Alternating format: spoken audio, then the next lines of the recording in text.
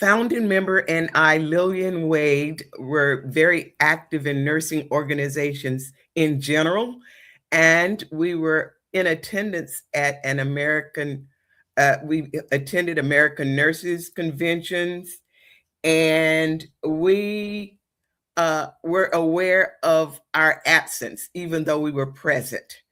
And so we thought that we needed to again visit the idea of an organization which represents us, nurses of color. We know that the Colored Nurses Graduate Nurses Association was once an organization, and it served its time. But in that present day climate of the 70s, we were still rebounding from trying to get our civil rights. And so we decided that we wanted to explore charting a chapter because there was a national organization already in the District of Columbia. At the time, the District of Columbia was Chocolate City. It was 70% Black. And nurses were just beginning to get into administrative positions, and they were feeling the need for support. In fact, our founding member, the late Ada Kane, was one of the first Black nurses at the Washington Hospital Center, MedStar, and she sought us out. And nursing students at Washington Technical Institute were saying we need to be involved with professional organizations. And there isn't any Black nursing organization in DC. There's the DC Nurses Association, but not a real an organization that focuses on the Black nurse. So that was the impetus for us considering starting a chapter in the nation's capital. In 1978, I was a student at Rutgers University in Newark, New Jersey. Out of 115 students, less than 20 of us were Black. We only had two Black nursing faculty, and that is Dr. Bobby Jean Purdue and Minnie Campbell. One of the things that Dr. Purdue did was to make sure not only did we understand the importance of us entering nursing, but also the need to belong to our professional organizations. During those times while I was at the school, you would think that being in Newark, New Jersey, that we would not experience discrimination, that we would be accepted fully, but unfortunately, that was not the case. So those two faculty members, women of color, made sure that we knew about the National Black Nurses Association and made sure that we were not just dues paying members, but we were actively involved. Voice. And so we were able to continue to be involved with the ANA and try to make our presence known there. And we were able to seek to integrate into the District of Columbia Nursing Board of Nursing.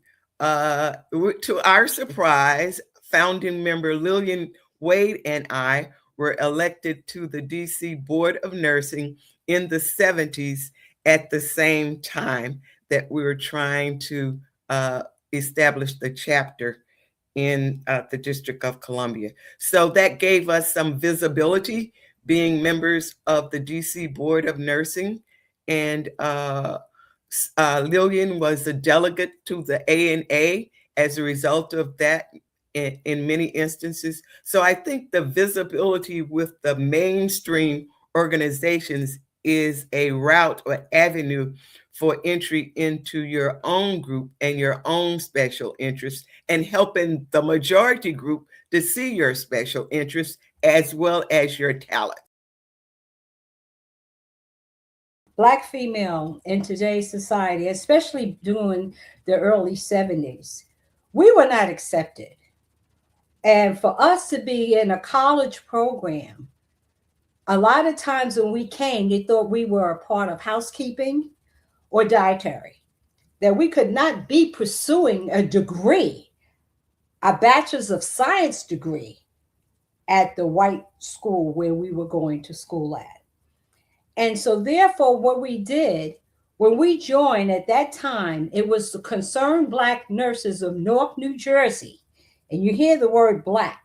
So they had to understand not only were we going to be professional students, but we were also going to be taking care of the people.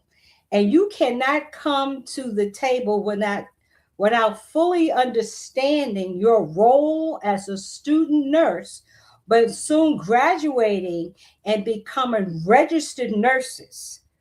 In order to serve the community that we would be practicing in, we had to make sure that we were at the table.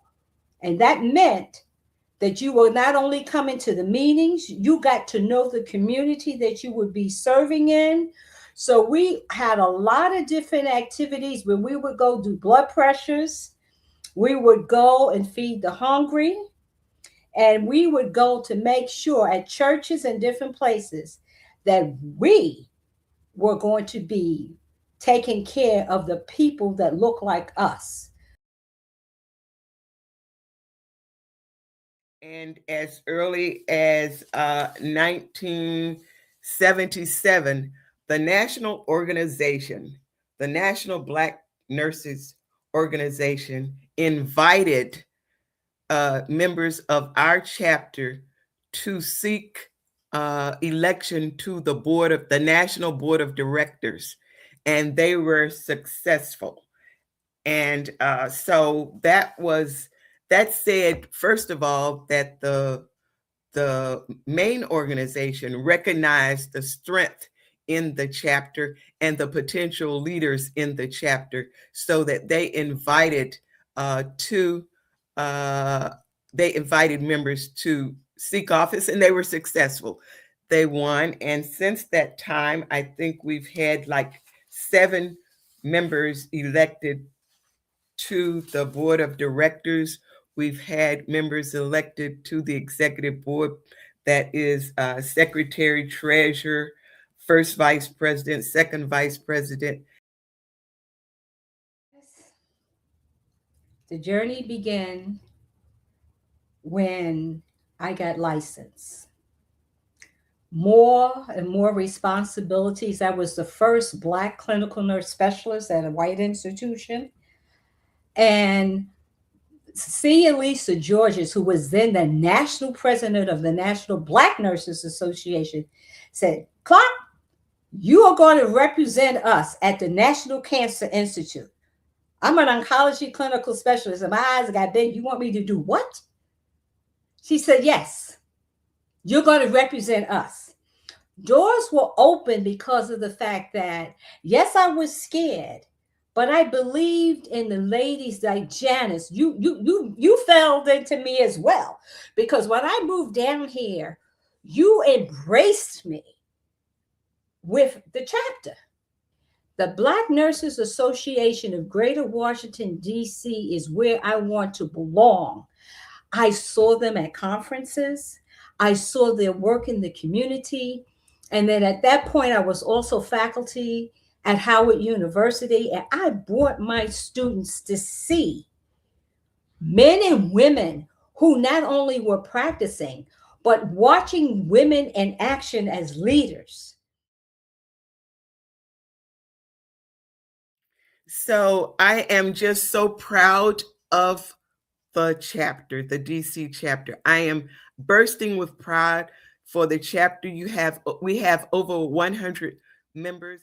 But my grandmother would say, pass the baton, pull back, turn around, and help that person along the way. Always remember for which you came.